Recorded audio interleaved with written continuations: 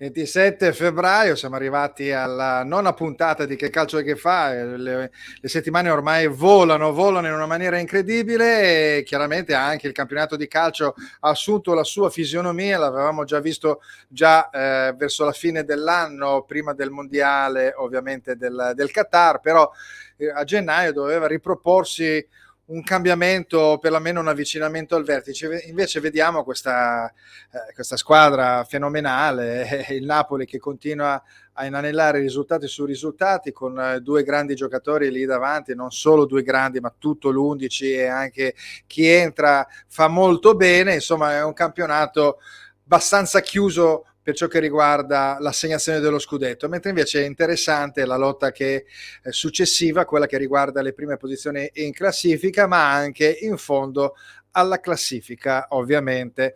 Andiamo un attimo a vedere che noi siamo sempre collegati ai vari social che sono appunto Facebook e Instagram per ciò che riguarda la comunicazione, e le dirette invece sono su YouTube, su Twitch e anche ovviamente su Facebook. Ricordiamo che la pagina più importante è quella appunto di silvermusicradio.it, la radio con cui appunto collaboro dal 2016. Prima appunto eravamo in un'altra radio che era Radio Milanentre, che purtroppo non c'è più.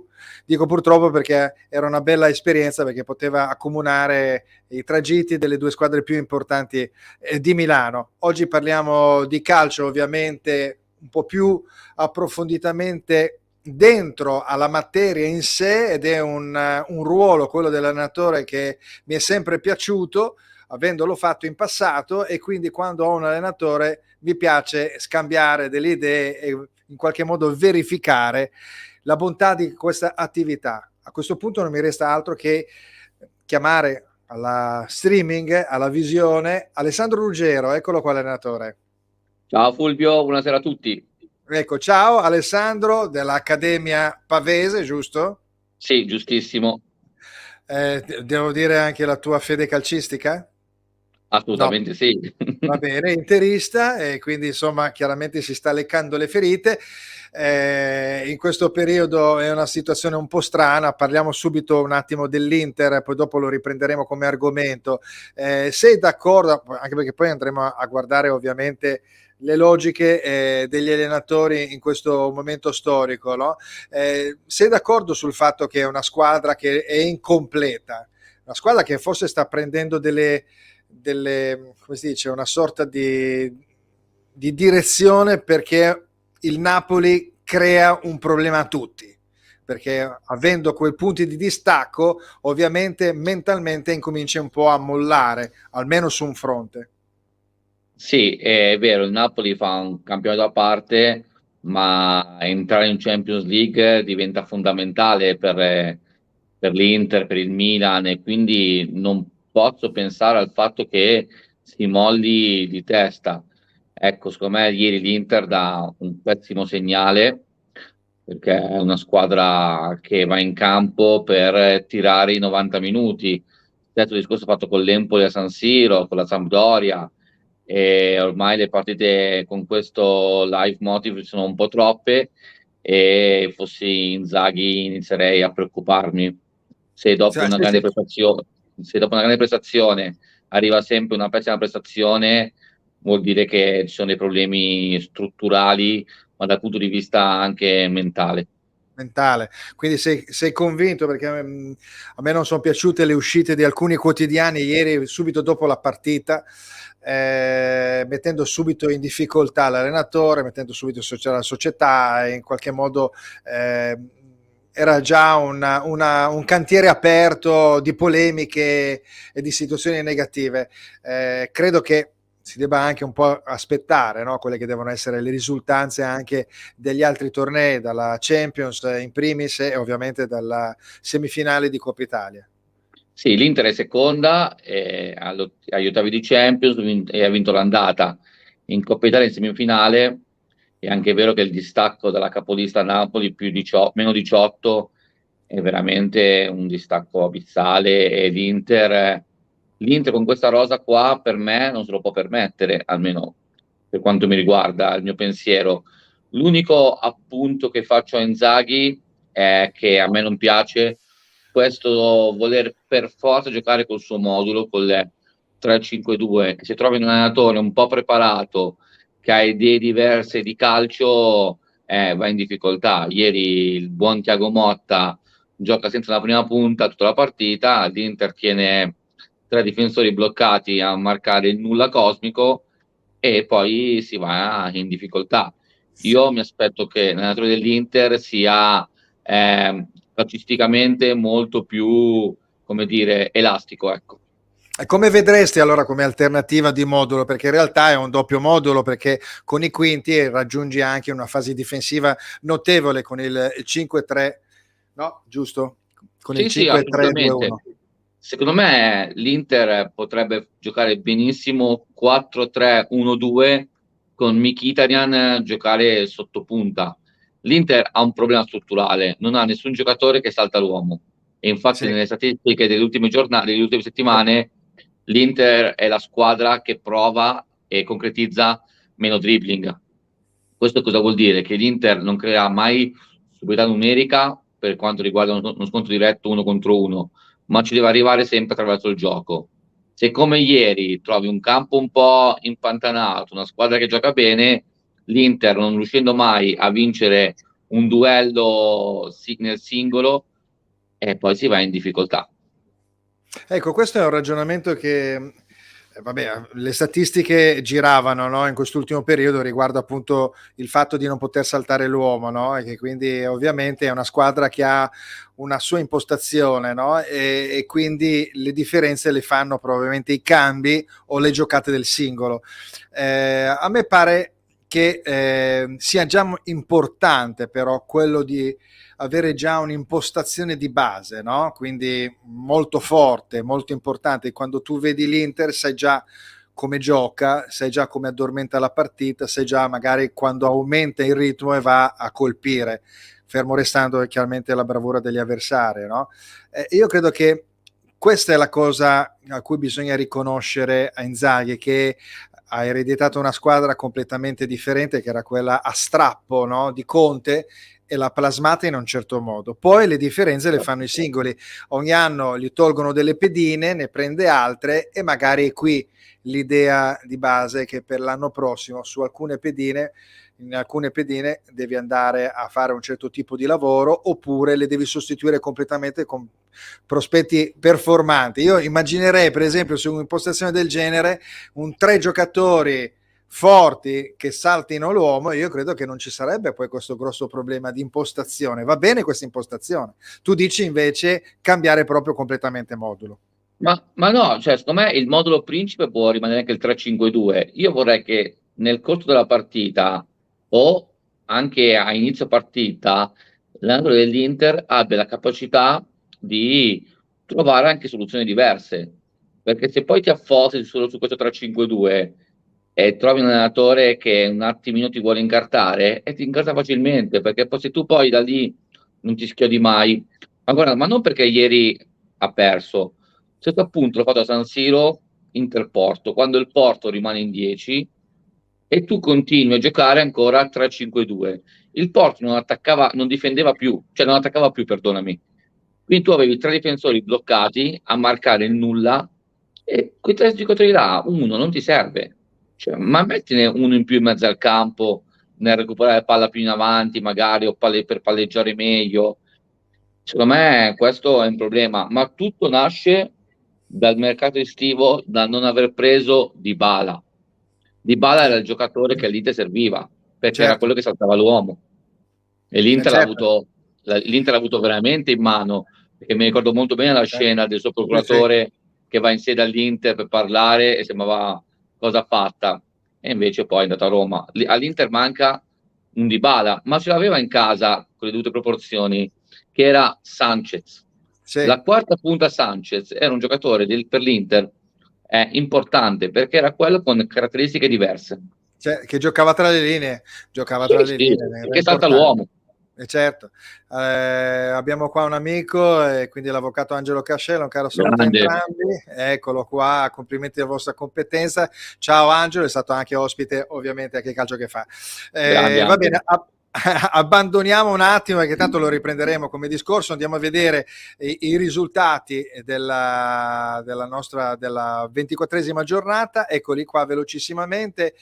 Empoli, ma non stiamo neanche, consideriamo più che altro le situazioni. Il Napoli che vince, continua a vincere, il Lecce che perde col Sassuolo, il Bologna che batte ovviamente l'Inter con la grande sorpresa. Una piccola sorpresa è anche questa Salernitana che batte 3-0 il Monza con un 3-0 perentorio, un pareggio un po' accomodante tra Udinese e Spezia, e comunque una bella partita del Milan nei confronti dell'Atalanta, che quindi dà un po' di sospiro ovviamente ai toni alti della classifica, anche all'Inter stessa, perché toglie un po' a distanza anche ovviamente una squadra, avendo perso almeno Certo. ne hai lasciata una indietro, no? Anche se il Milan ti può aver raggiunto. Chiudono il cerchio stasera Verona Fiorentina e Lazio Sampdoria, e domani è Cremonese Roma con Juventus Torino, con il derby della Mole. La classifica, andiamo a vedere un attimo la classifica, non la andiamo a vedere tutta fino in fondo, però vediamo questi 58 punti del Napoli con 58 punti, 65 punti con i 58 gol fatti, che sono una cosa mostruosa, 15 gol subiti con la Roma, la Lazio e la Juventus a 17 che la seguono, e che quindi in qualche modo rimangono agganciati, perché non segnando tantissimo, vedo per esempio la Roma, vedo per esempio la Juventus, il fatto di prendere pochi gol consente di rimanere ai toni alti della classifica. Abbiamo comunque l'Inter che è una tragedia, però a 47 punti, secondo in classifica. Ovviamente la Juventus, se batte il Torino e gli ridanno indietro i 15 punti, supera tutte e due, sia l'Inter che il Milan. È una classifica in fin dei conti dove c'è un Napoli che è straripante, perché la conferma ce la dà la Champions, anche in Champions ha castigato tutti, quindi è una squadra che veramente entra un po' nella storia del calcio in questo periodo, quest'ultimo periodo. Dall'altra parte c'è però un impasse delle prime tre squadre italiane, no? Per eccellenza, poi non me ne vogliano ovviamente Fiorentina, Lazio, Roma, però Juventus, Inter e Milan sono le tre squadre che hanno disatteso il pronostico per campagne acquisti non perfette, per sfortune, vedo gli infortunati della Juventus e anche un po' quelli dell'Inter, e una campagna acquisti del Milan che non è stata ottimale. Sì, diciamo che sono tre situazioni diverse. La Juve ha fatto una campagna acquisti importante per i nomi, perché vai a prendere Pogba, Paredes, Di Maria, a gennaio dell'anno scorso, quindi a metà campionato, aveva preso Vlahovic e Zaccaria, quindi di investimenti ne sono stati fatti tanti, però i giocatori come Pogba e Paredes non ti hanno portato nulla alla causa.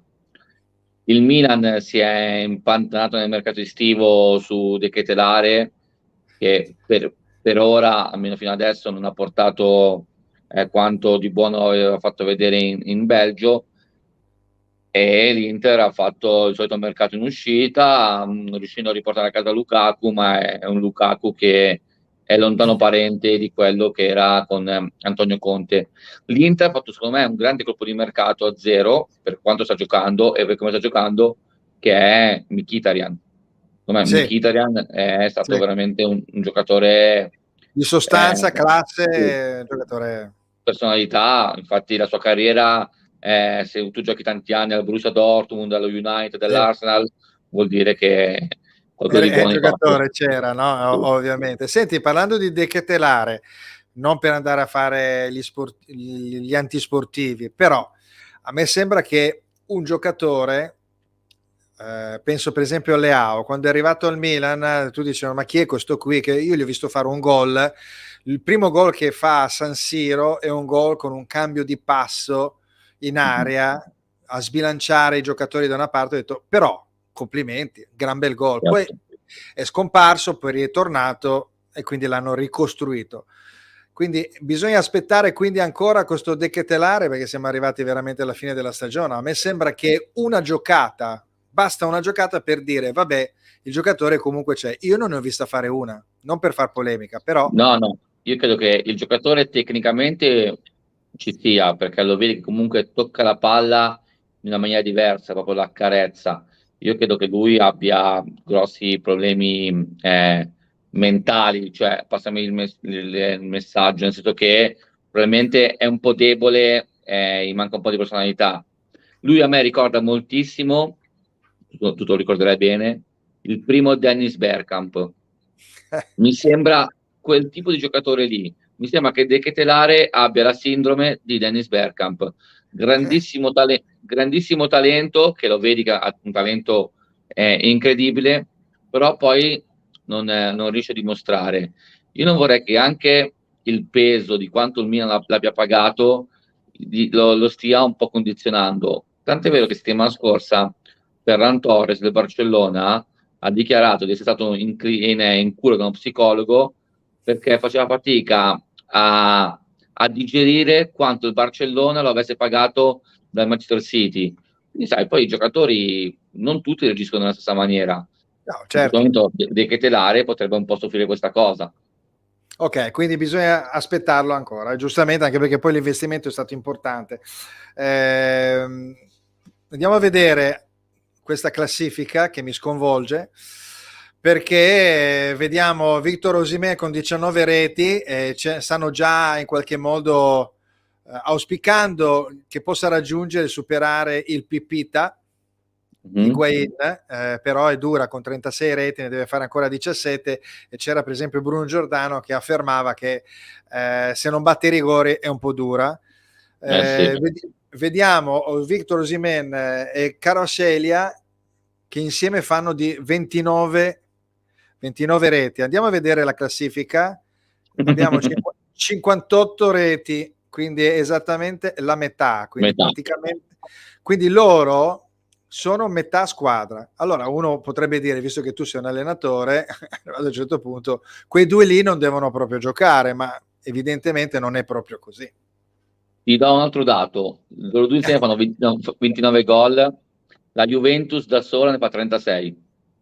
Ok? Appunto, Ti fa quindi capire. ci siamo capiti come mai sono andati Sì, su Vlahovic, però tu mi insegni da allenatore che l'anno scorso andare a prendere un giocatore, perché non è che tu prendi un giocatore che segna capocannoniere, lo inserisci in un contesto che però non l'approvvigiona nel migliore dei modi, ovviamente la squadra ne risente, infatti non vai a prendere un capocannoniere che dopo la fine non lo metti nelle migliori condizioni, quindi evidentemente è stata un'operazione storta sia all'epoca e sia anche successivamente, anche se hanno preso Di Maria per cercare appunto di saltare l'uomo e dargli i palloni giusti. Quindi le squadre di calcio sono molto equilibrate, devi essere deve essere un visionario, devi essere uno che deve vedere sul campo, anche se ancora non l'hai visto perché magari lo devi comprare, però come potrebbe funzionare un prospetto rispetto a un altro. Quindi il Napoli in questo è stato perfetto da questo punto di vista. Qual è il tuo certo. pensiero?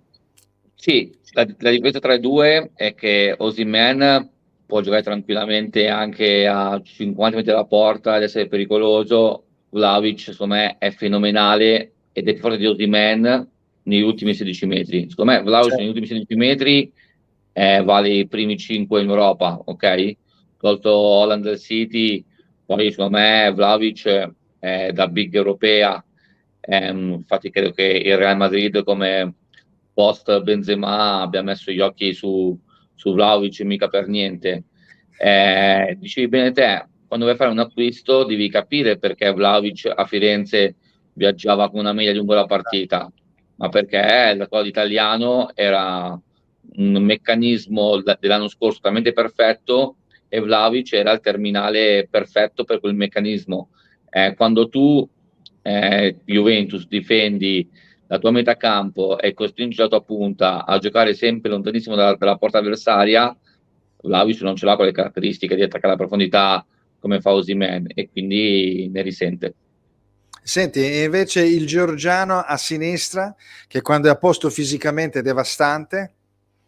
Il Giorgiano a sinistra mi fa impazzire a me, veramente, è una roba che mi manda fuori di testa. Adesso l'ho detto anche sabato, ero ospite a Telenova, a me ricorda con le dovute proporzioni, ovviamente, a me ricorda moltissimo nei filmati che ho visto di George Best.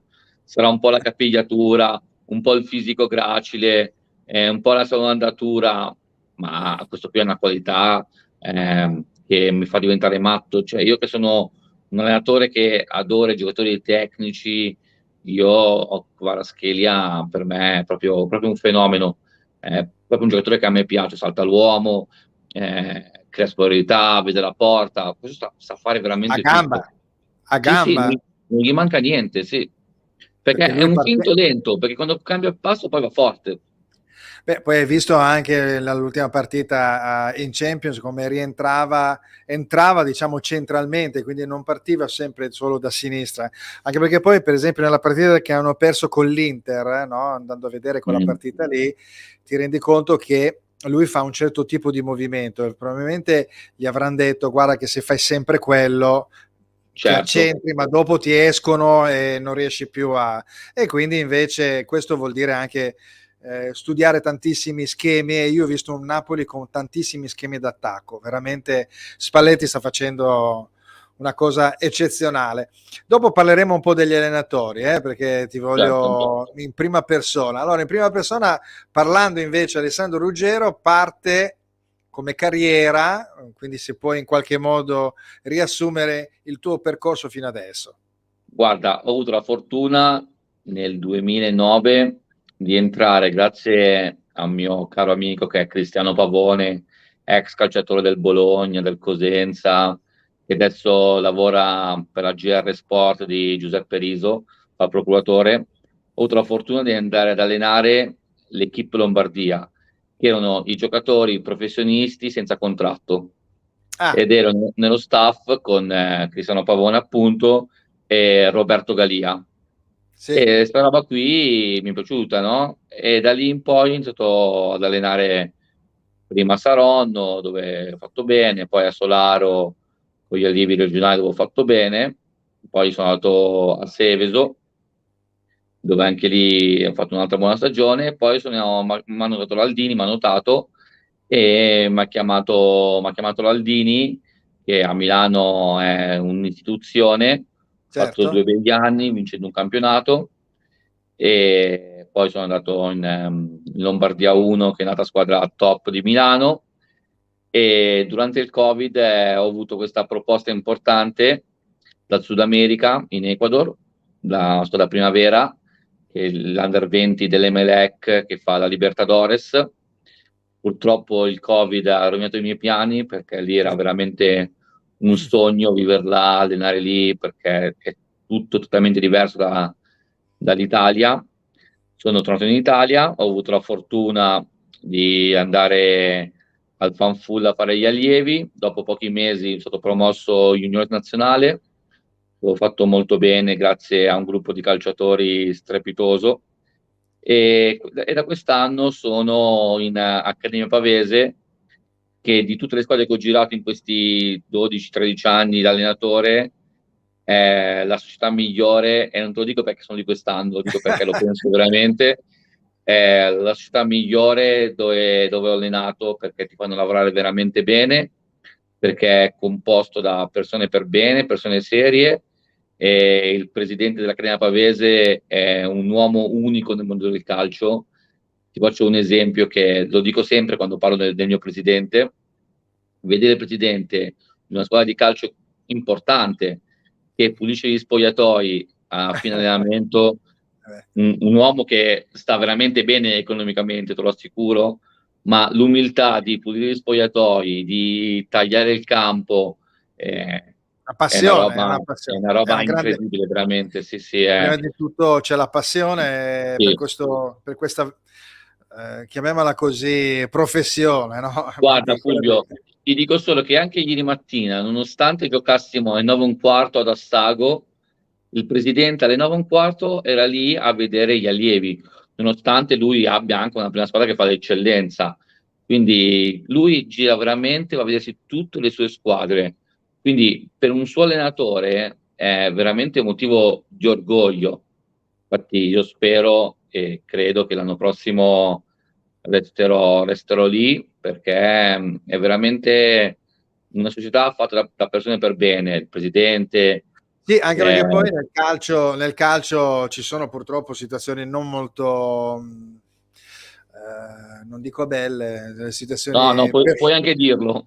Ecco, vabbè, insomma, ci sono delle situazioni che compromettono soprattutto i rapporti tra le persone, perché alla fine si abbatte tutto il castello, il rapporto tra le persone quando viene a mancare il risultato e quindi magari volano gli stracci ed è una cosa veramente penosa perché ci deve essere comunque il rispetto, perché sappiamo che gli allenatori pagano in primis perché devi dare la Certo. scossa, vero, non vero, comunque devono pagare, no? In qualche modo, ed è una cosa un po' pericolosa perché dopo alla fine un presidente va a prendere un certo tipo di allenatore che serve in quel momento, no?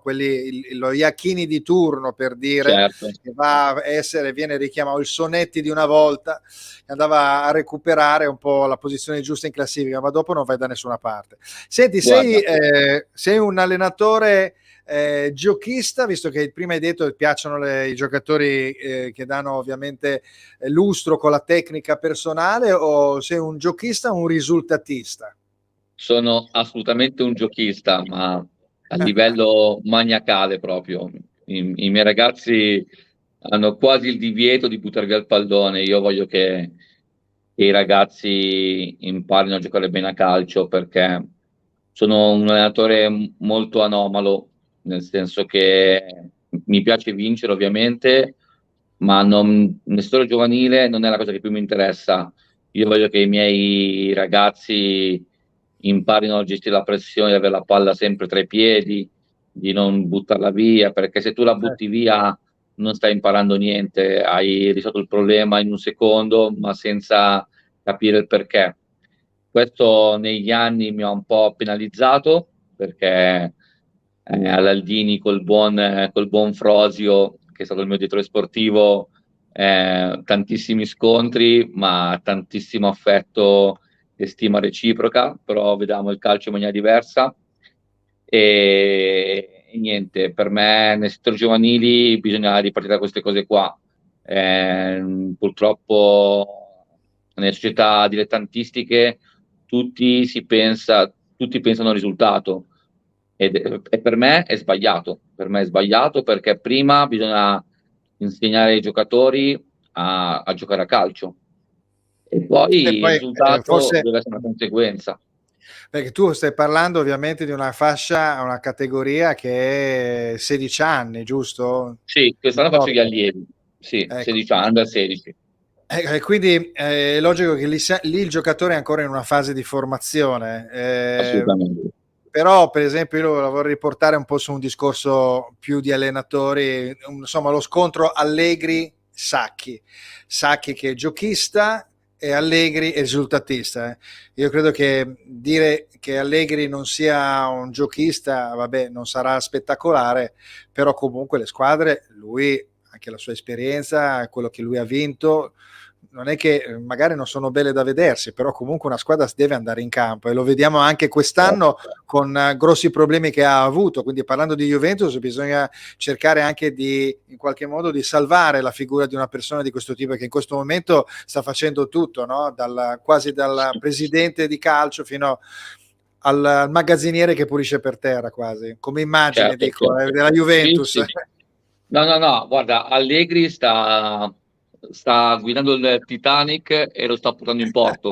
È questo, davvero, Beh, perché comunque non è ancora arrivato l'iceberg grosso, allora, quindi perché, eh, perché eh, spero di hai no per scelto il loro. Titanic è pericolosa come Spero di no per abbinamento. loro. Diciamo che il Eh, primo iceberg gli ha dato un duro colpo. Adesso bisogna capire il secondo iceberg, ma certo. secondo me Allegri quest'anno più che mai sta facendo un capolavoro nel tenere il gruppo compatto e nel continuare a lavorare, anzi riuscendo a scindere benissimo la questione extracalcistica dalla questione calcistica e quindi poi per quanto riguarda le prime squadre giochista, non giochista, secondo me quando alleni in Serie A quello che conta è il risultato finale e Allegri il suo palmarès parla chiaro. Ecco, quindi alla fine il risultato, no, anche perché poi, vabbè, io ce l'ho, lo dico qui, ma l'ho scritto tante volte, ce l'ho un po' con Sacchi, no? Nel senso che arrivato a un certo punto anche il discorso nei confronti di Pioli, poveretto, stiamo parlando di allenatori, no? Ho di fronte un allenatore, quindi in un momento topico vince la panchina d'oro e si ritrova praticamente con una dichiarazione da parte di Sacchi che dice che ha disatteso 2 anni di lavoro. Però sì, deve anche pensare che di fronte è un obiettivo, allora quindi bisogna cercare anche un po' di calibrare, no? Riuscire, non puoi buttare via tutto, però è anche vero che devi cercare di raggiungere il risultato. Scusami perché ho un po' di spina in gola. Era Guarda, giusto. Fulvio, per quanto riguarda questa cosa qui, Sacchi gli diceva un po' della difesa 3, no? Gli imputava. Quindi secondo me Pioli ha dato una dimostrazione di grandissima intelligenza, nel senso che ha capito che la sua squadra era in difficoltà giocando con quel modulo lì, lui ha fatto mea culpa, ha fatto un piccolo passo indietro, ha tolto un giocatore dalla fase offensiva e ne ha messo uno in più nella fase difensiva. Il risultato è che il Milan, nelle ultime 4 partite, fa 4 vittorie, fa 4 clean sheet, e ora la crisi è alle spalle. Quindi io dico un bel bravo a Pioli che ha capito dove era il problema e l'ha risolto. Ad avercene problemi con queste capacità tattiche di riuscire a cambiare modulo. Ed è un po' quello che parlavamo inizio trasmissione, Con è quello Inzaghi. che imputo un po' a Simone Inzaghi, nel senso che a un certo punto bisogna anche poter variare, non sempre rimanere affossati sullo stesso modulo, ecco. Ecco, abbiamo parlato proprio questi 3 allenatori. Abbiamo visto all'inizio del campionato Inzaghi è stato messo sulla graticola perché ha perso le prime partite, è lì che probabilmente il campionato è andato perso, perché probabilmente se non avesse perso inizialmente l'Inter sarebbe stato sul pezzo, come dicevi tu prima, Certo. mentalmente non si sarebbe scollata. Abbiamo poi Allegri che si è ritrovato con i giocatori su cui pronti all'uso e sono venuti meno anche per colpa di questo maledetto mondiale. Penso a Pogba che doveva fare il mondiale e poi dopo alla fine non l'ha fatto e non è entrato, aveva un infortunio grave, e stessa cosa anche Di Maria che comunque ha pensato a rientrare per il mondiale. E quindi insomma ci sono delle grosse attenuanti per Allegri. Da quest'altra parte abbiamo Pioli, di cui abbiamo appena discusso.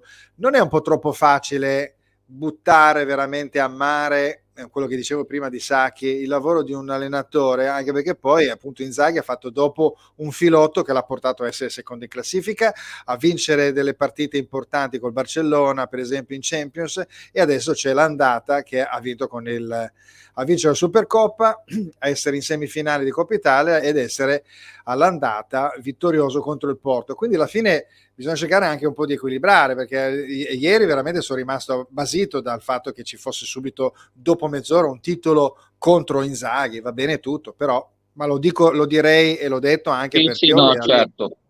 Però Fulvio, la differenza tra l'Inter nei big match e nell'Inter nelle partite con le cosiddette provinciali è un dato allarmante. Adesso io non so dove sia il problema, non vorrei che l'Inter secondo me è una squadra veramente forte, perché nell'11 titolare per me l'Inter è più forte anche del Napoli, questo è il mio punto di vista. Io non vorrei che l'Inter vinca i big match, batte il Napoli, batte il Milan, batte il Barcellona, batte il Porto, perché la squadra è forte e quindi in quel giorno lì i giocatori danno il 100%. Quando poi sfidi le cosiddette piccole, dove l'allenatore deve essere bravo a darti quel qualcosa in più per avere il risultato, secondo me Simone Inzaghi in questo un po' ha delle mancanze, perché se no davvero non me lo spiego. L'intervista col Bologna è la stessa vista con l'Empoli, col Monza, con la Sampdoria. Infatti su 12 punti ne raccogli solo 2 e poi capisci perché sei a meno 18. Certo.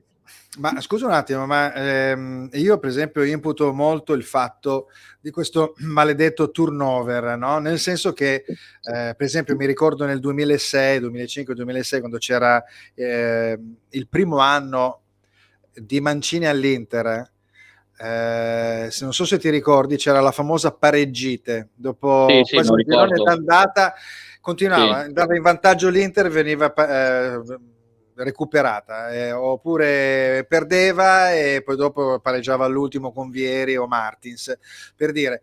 E non c'era questo modulo di gioco perché continuava a cambiare, perché Mancini voleva trovare la quadratura del cerchio. Arrivato a un certo punto, via Brozovic, via Lukaku, è stata trovata la quadratura del cerchio con Dzeko certo. titolare, con Çalhanoğlu in una posizione meravigliosa che verticalizza in velocità rispetto a Brozovic. Io adoro Brozovic, sono Sì, stato uno dei anch'io. primi estimatori, però credo che arrivato a un certo punto vuoi far fare minutaggio a Brozovic e a Lukaku. Forse su un campo del genere, Lukaku era un po' terrorizzato probabilmente ieri a fare i movimenti su un campo difficile perché ha paura di farsi male, quindi secondo me metti dentro la squadra titolare, come hai detto tu, che fosse superiore dal tuo punto di vista al Napoli, e poi dopo fai i cambiamenti. Io credo che sarebbe stata una partita differente, al di là del fatto che ti mancava Skriniar, Di Marco, Certo. Barella lo Ma, metti dentro e gli fai fare lo stesso un minutaggio. Cioè, ma tu guardacelo, Fulvio, guarda il Napoli, vince a Francoforte martedì e va a giocare ad Empoli e mette 10 undicesimi tra la stessa formazione. L'unico perfetto. cambio era il giocatore che era squalificato, Mario Rui, in Champions. Quindi Certo, hai dato la risposta. questo ti fa capire il perché il Napoli va così forte. Io intanto la mia partita la vinco, poi durante la partita, se le cose si mettono bene, posso fare anche un po' di turnover. Sì, è Ma anche vero. Sì, prego, scusa. l'Inter di Mourinho, che vince tutto, fa zero turnover. È Non fa vero. mai turnover, giocava sempre con gli stessi undicesimi. Ma Tanto è vero che alla fine del 2010 erano tutti cotti. erano cotti, è vero, è Erano vero. Però fare il turnover cosa vuol dire? Questo è una vita fa il calciatore, perché si deve riposare una partita? Cioè, l'Inter da Sì, Barella non può allora, prescindere. allora lui, sì, è una logica proprio dell'allenatore, proprio in questo caso, anche il fatto stesso di utilizzare, parlavamo prima, un modulo, dai l'accelerazione o con l'aumento del ritmo se hai birra in corpo oppure con il giocatore performante in quel momento. Magari Certo. gli possono, davanti alle critiche, lui può anche rispondere che è arrivato a un certo punto, dice quando posso far giocare Brozovic e Lukaku che hanno bisogno di minutaggi? Questa è una domanda, per esempio. Tu cosa Sì, sì. risponderesti? Che forse in questo momento l'Inter ha bisogno di certezze e secondo Certo. me tu prima hai detto bene, io a Brozovic non rinuncerei mai. Quando in questi giorni sento lo scambio Brozovic che sì, ci rimango male. È anche vero che Çalhanoğlu messo in quel ruolo lì gioca molto più verticale rispetto a Brozovic che gioca molto più orizzontale. Esatto. Poi secondo me Brozovic fa letture tattiche migliori di Çalhanoğlu in un possesso. Però quando l'Inter ha la palla con Çalhanoğlu Play è molto più pericolosa e molto più diretta, ecco. Sì, anche perché poi attiva giocatori come Barella, perché Barella molte volte si incavola col suo giocatore perché non viene fornito nel tempo giusto, c'è un ritmo, no, nel Certo. passaggio, no? Quindi Sì, sì. evidentemente questo Çalhanoğlu è molto più veloce. Poi tra parentesi Çalhanoğlu è cresciuto tanto anche da un punto di vista proprio di incontrista, Sì, nel senso che lui anticipa, più che altro interviene, anticipa, perché è chiaro che non è un giocatore per dire alla Medel quando veniva messo davanti alla certo. difesa, no? Sai cosa? Eh, Che Brozovic è più bravo nelle letture, mentre Çalhanoğlu è più dinamico, è sì, diventato un giocatore secondo me super. Adesso farò arrabbiare i tifosi milanisti, ma Çalhanoğlu in questo momento un in grande Italia è un È uno dei grandissimo migliori giocatore. centrocampisti. Tra parentesi, come lo vedresti lo scambio Brozovic con Chessy, al di là del fatto di una questione diciamo affettiva, perché Brozovic è un giocatore che ha dato tanto ed è un giocatore che darebbe ancora, però si può anche pensare a fronte di questo strepitoso Çalhanoğlu e un Chessy che è un giocatore di sostanza, io lo farei questo scambio. Mi dispiacerebbe un po' per Brozovic, però c'è un Çalhanoğlu che in quella posizione lì è straripante. Guarda, Fulvio, mi piange il cuore perché io sono innamorato di Brozovic, ma anch'io lo farei perché credo che ormai Çalhanoğlu in quel ruolo lì darà il meglio di sé da qui fino alla fine della sua carriera. E l'Inter ha bisogno di un giocatore come che sì, che ha grandissima forza fisica, perché l'Inter del centrocampo è sempre un po' leggerino. Tant'è Sì, vero che quando deve mettere dentro diciamo un po' di forza, un po' di muscoli, si opta su Gagliardini, e quindi se Gagliardini che andrà via, che va in scadenza, il suo cambio naturale sarà che sì, diciamo che è un bel passo in avanti. Sì, anche perché poi il dinamismo di Mkhitaryan in qualche modo riesce, diciamo, a tappare la falla di quello che stai dicendo, no? Nel cercare di Sì, sì, rientrare a centrocampo. Poi magari che sì, che è stato messo tra parentesi l'anno scorso e manca molto al Milan, da terzo centrocampista, quello avanzato, perché andava subito a certo. bloccare l'azione. Credo che sia molto interessante anche per le ripartenze dell'Inter, come dicevi tu, contro l'Inter dell'avversario, no? Quindi è interessante anche il fatto che lui, tornando leggermente indietro, permette probabilmente a Barella anche di svincolarsi, no? Sì, assolutamente, giocare un po' più verticale. Ecco, secondo me l'Inter fa pochi gol con i centrocampisti, e questo è un problema, perché segniamo un po' poco con gli interni. Secondo me Sì. Barella è un giocatore che potrebbe arrivare tranquillamente a quei 7, 8, 9 gol a stagione, ma senza problemi ci dovrebbe arrivare. Ecco, parlando di allenatori, andiamo a rivedere un attimo la sfilza di allenatori. Allora, facciamo un giochino. Raccontami qualcosa per l'anno prossimo di questi allenatori. Allora, partendo da sinistra, Allegri sarà l'allenatore? Ma penso di sì, in settimana di si parlava di un prolungamento di contratto, io credo che Allegri merita la fiducia della Juventus. Inzaghi? Penso che sia arrivato all'atto finale, e da quel che mi hanno detto in settimana, l'ho detto anche sabato a Telenova, prima di tutti, che l'Inter segue molto attentamente Thiago Motta. Dopo quello che c'è stato, no? E poi Indubbiamente si è visto. domenica, sì, sì, certo. E poi abbiamo invece il buon Spalletti, ovviamente Beh, sì, certo. trionfante, e probabilmente cementerà ulteriormente la squadra con un paio di giocatori che la faranno diventare, secondo me, una squadra molto, ma molto importante in Europa. Non è anche escluso L'unico, che... sì. Prego. L'unico problema di Spalletti per l'anno prossimo potrebbe essere il suo presidente, che anche sai, durante l'estate un litigio potrebbe sempre succedere, quindi quello Dai, è da non capire. credo, dai, credo che veramente non penso. Dai, andiamo a vedere invece Pioli, che molti lo davano già ormai per partito, ormai era un disastro. Adesso ha fatto vedere che comunque la sua capacità di rimettere a posto le cose è un'ennesima medaglia da puntarsi. Davvero, sì, sono d'accordissimo con te. Ha fatto l'ennesimo capolavoro, secondo me, Pioli, dopo un gennaio che avrebbe distrutto praticamente qualsiasi squadra, lui ha rimesso la macchina in carreggiata e ora va bella spedita. Poi abbiamo Sarri che dopo un anno interlocutorio, quest'anno comunque lo vediamo anche in classifica, la Lazio è in quinta posizione ed è a 5 punti dalla vetta con una partita da recuperare, quindi con i famosi 39 gol e 19 subiti. Gli stanno mancando un po' i gol di Ciro Immobile, no? Che è Sì, stato... certo, per la prima volta Ciro Immobile non sarà il capocannoniere della Serie A, e quindi quando ti mancano quei 10 gol di Immobile, si fa fatica poi, anche perché la Lazio purtroppo non ha mai preso un vero vice Immobile.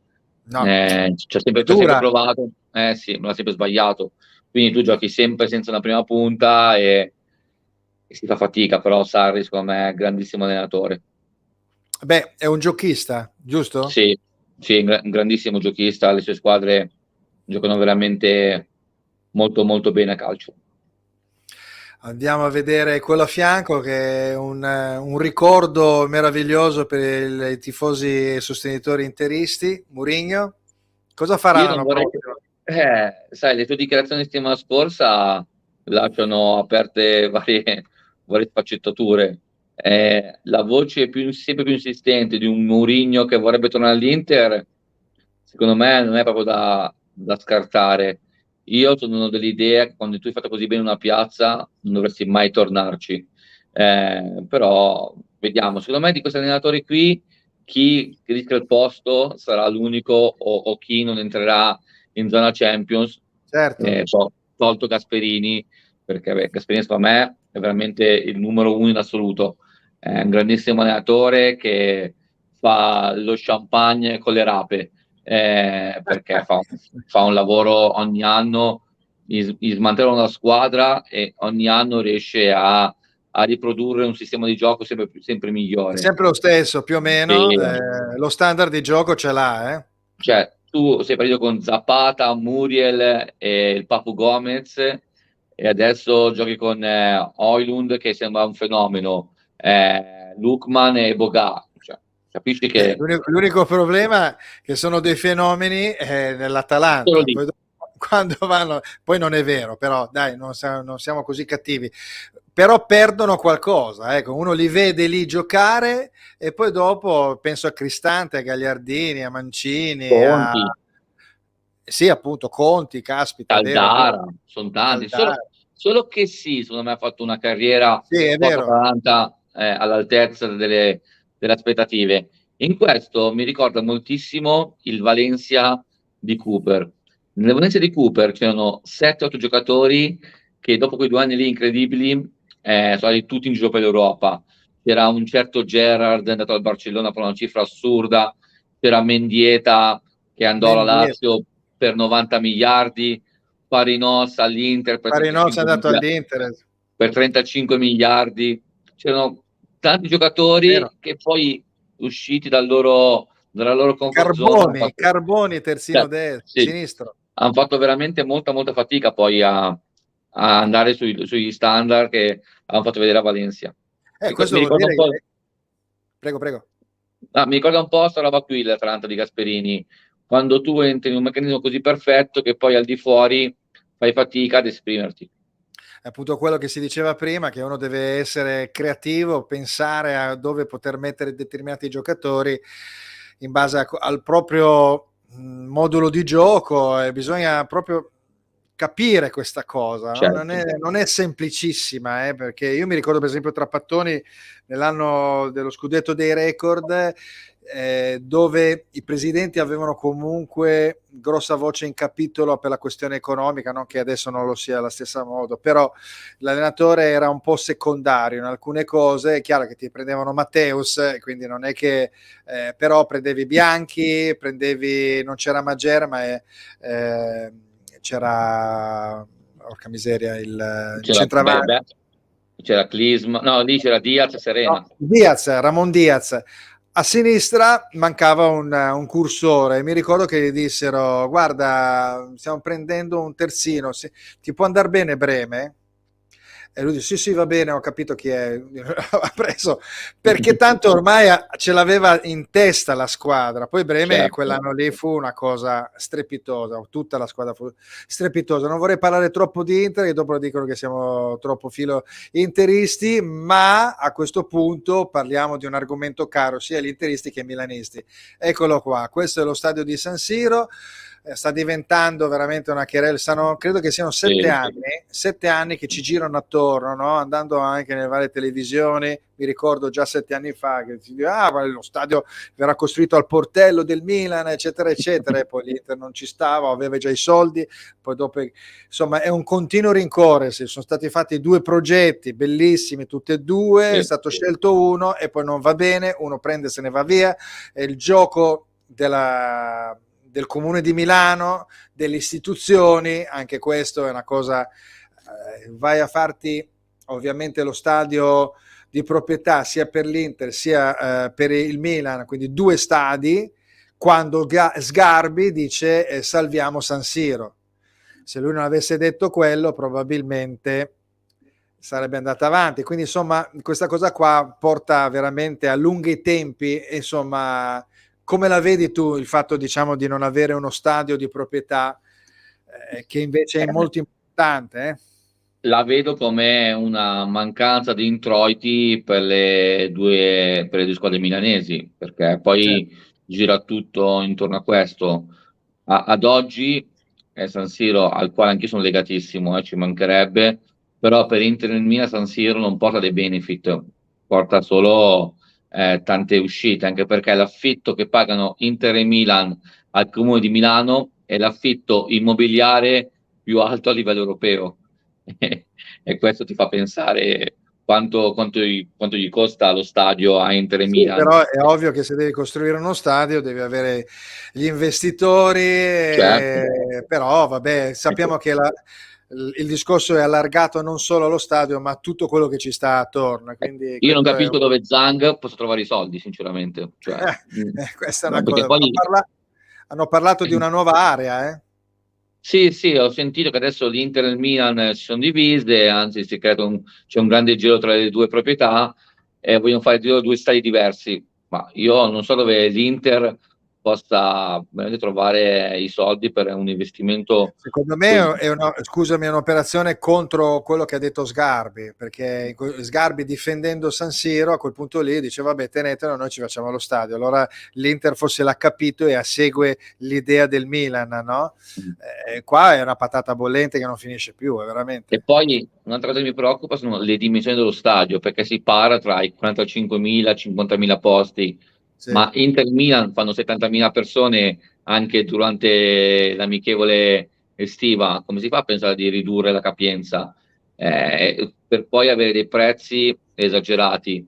Ormai lo stadio è diventato solo un posto per gente veramente benestante e questo fa male il calcio perché poi si legge tanto il calcio dei tifosi. E no, allora non è più così, perché diventa una No, cosa per pochi. assolutamente, l'abbiamo visto con lo Juventus Stadium, no? La stessa cosa Certo. si vede lì, mentre invece in Inghilterra gli stadi sono ben capienti, no? Ovviamente. E non è neanche valido il fatto che se il Milan va a fare lo stadio in un'altra area e l'Inter prende San Siro, non è vero che l'Inter possa prendere San Siro, perché è sempre uno stadio di proprietà del comune. Tu Certo, investi dei certo. soldi, per tutto il resto, boh, magari devono mettersi un po' d'accordo. Ecco, saresti disponibile, cioè non disponibile, saresti d'accordo sul fatto di avere comunque per l'Inter San Siro e il Milan invece in un'altra area?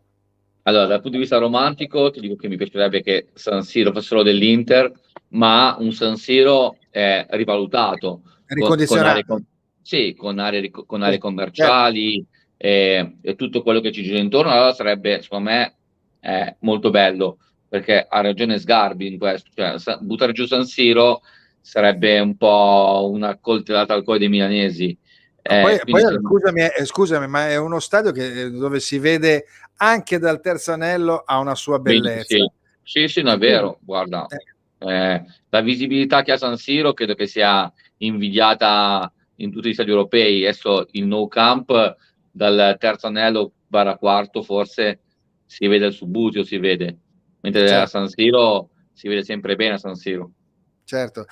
Vabbè, insomma, vedremo un po'. Senti, parlando invece degli altri campionati, no? Andiamo a vedere un attimo, perché sai, continuano a dire, gli altri anni non c'era la squadra che ammazzava il campionato e dicevano, però vuoi mettere, non so, il Manchester City che sta dominando alla grande quest'anno c'è una squadra che sta dominando, non va bene neanche questo. Mentre invece ti faccio vedere che le squadre, arrivato a un certo punto, tolto il Napoli, la lotta dietro è interessante e anche Molto. negli altri campionati, no? Abbiamo praticamente una situazione quasi similare. Qua abbiamo un testa a testa Arsenal-Manchester City, comunque la lotta per gli altri posti è comunque legata alle ultime tre, quindi Manchester United, Tottenham e il Newcastle. Volendo potrebbero anche andare a prendere, ma sarà difficile, il Manchester City. Cosa ti sei fatto dell'idea, diciamo, del campionato inglese? Che io ho sempre qualche dubbio, no? Perché non fa altro che creare una distanza mostruosa con il nostro campionato che comunque ha una sua validità. Certo, il dato importante della Premier League è che i primi tre posti, tornando sul discorso allenatori, sono tre giochisti. Arteta, che è un po' il figlioccio di Guardiola, e anche Ten Hag, che fa parte della scuola Ajax. Quindi questo è un dato che deve far riflettere il calcio italiano, anche perché un altro allenatore che sta facendo molto bene in Premier è De Zerbi, col Brighton, che è un po' il culmine dei giochisti, diciamo. Quindi questo dato qui deve far pensare alle squadre italiane, che poi però, viste in Europa, hanno fatto un buonissimo percorso per quanto riguarda le squadre italiane. rispetto a quelle inglesi, quindi poi bisogna sempre capire dove sia la verità. La Premier è un campionato che a me affascina moltissimo, perché se tu vedi anche giocare la terzultima contro la penultima, vedi una partita con un'intensità, con un'energia diversa da quello italiano. Sarà un po' anche dal fatto che tutto quello che ci gira intorno, stadio pieno, quindi grande clima, è più bello, c'è poco da fare. Secondo me questo si sa, eh, indubbiamente. Mancano le l'Italia strutture. deve prendere spunto da queste cose qua. Tu vedi il meglio e devi provare ad avvicinarti al meglio. Ecco, noi abbiamo stadi un po' tanto fatiscenti che quando tu vedi in televisione una partita, non so, Spezia con Cremonese, vedi lo stadio che è Però più di metà vuoto. allora io non sono d'accordo con te in tutto per tutto, però ogni tanto mi vengono in mente delle partite degli anni 80, se non degli anni 70, a cui ho partecipato andandola a vedere. Mi ricordo un Inter Colonia dove si andava 3 ore prima, non c'era la copertura, un'acqua battente e tu eri lì con l'ombrello 3 ore prima, ti vedevi la partita, dopo chiudere gli ombrelli e la prendevi tutta e la partita la vedevi e ti rimane impressa nella memoria con i martelli pneumatici che dovevano cercare di dragare, no, durante l'intervallo le pozze d'acqua, no? Questo per dire che il calcio alla fine è quello, no? Un po' il calcio che lo si vede anche nelle serie minori, no? Quindi dove non ci sono stadi di grande capienza o sono campi, no? Normali. Quindi certe volte bisogna anche, non dico, no, bisogna tendere ovviamente a degli stadi confortevoli dove c'è il massimo dell'accesso anche per i tifosi e la bellezza dello spettacolo. Però è anche vero che bisogna anche pensare che in fin dei conti il calcio è quello, 22 giocatori in campo, una terna arbitraria, un bel campo e un bel pallone, no? Certo, sì, sì, che poi è tutto lì, hai perfettamente ragione, sono d'accordissimo con te. Senti, andiamo al secondo campionato, no? Dicono per eccellenza, poi sono tutti indebitati. Vediamo qua la Liga con il Barcellona che ieri ha Sì. perso con l'Almeria 1-0, la quintultima mi sembra in classifica. Il Real che dice attenzione che non è finito, poi c'è il buon Carletto che in qualche modo si fa vedere. Poi ci sono i 3 posti, ovviamente vicini per i 2 della Champions. Anche qua c'è una bella lotta tra Real Sociedad, Atletico Madrid e il Real Betis. Che idea ti fai di un allenatore diciamo, di un allenatore come Ancelotti? Perché alcuni dicono ma è un bollito, vai a vedere la classifica di quello che ha vinto lui a livello europeo e il primo della classifica. Sì, no, Ancelotti è veramente un maestro per tutti. Ehm, L'empatia che crea lui col suo gruppo credo che sia una cosa veramente unica e succede ogni anno, quindi ogni anno diciamo Reale è un po' fine corsa, un po' bollito, va a giocare ad Anfield e vince 5-2. Cioè, è pazzesca questa roba qui, quindi davanti ad Ancelotti mi posso alzare in piedi e levare il cappello e battergli le mani.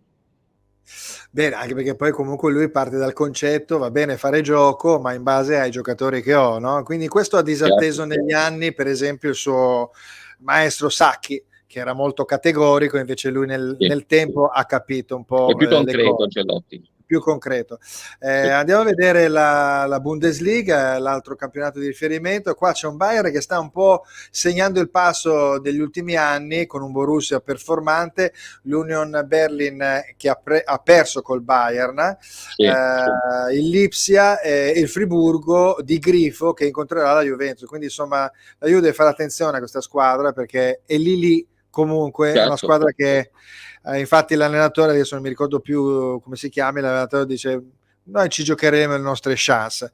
Abbiamo poi quella francese dove il Paris Saint-Germain ha battuto il Marsiglia secondo in classifica 3-0 e quindi è già tombale da questo punto Certo. di vista, però Marsiglia, Monaco e Lens, compreso anche il Rennes, sono tutti lì nel giro di 6 punti e quindi anche qui, come vedete, la lotta è molto ma molto interessante. Insomma, i campionati hanno una logica, bisogna seguirli, capirli, comprenderli e non, o soprattutto dare dei verdetti e negativi, perché lo dico soprattutto per chi dice che il campionato italiano nostro è un campionato inguardabile. Spero che tu non sia di questo avviso. No, anzi, secondo me rimane sempre più difficile. Esatto, è difficile. Un altro... Tatticamente è sempre più difficile, secondo me, il nostro.